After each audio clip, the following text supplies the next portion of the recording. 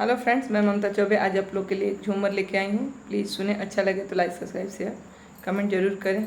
ए mobile number मांगे हो दीदी के देवरा, ए मोबाइल नंबर मांगे हो दीदी के देवरा। एक तंगा करेला की दीदिया से कही थी, एक मन करेला तो दीदिया से कही थी। दूसरे गड़िया से घुमावे हो दीदी के देवरा, दूसरे गड़िया से घुमावे हो दीदी के देवरा।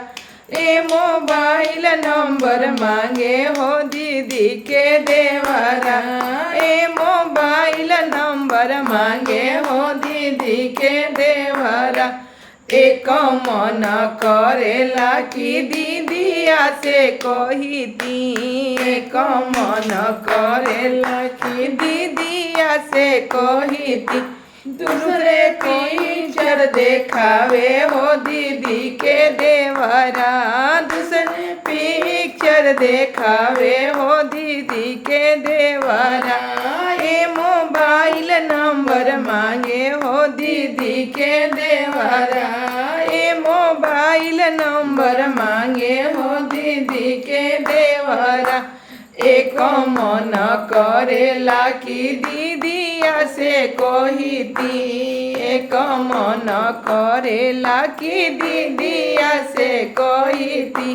रसगुल्ला खियावे हो दीदी के देवरा, रसगोपावा खियावे हो दीदी के देवरा। बेरा गरावा खियावे हो दीदी के देवरा।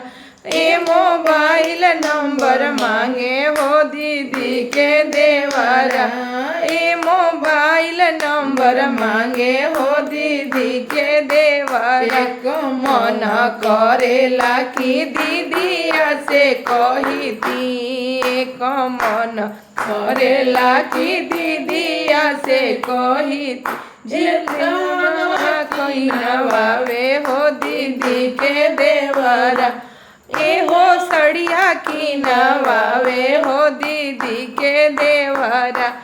ए मोबाइल नंबर मांगे हो दीदी के देवरा, ए मोबाइल नंबर मांगे हो दीदी के देवरा।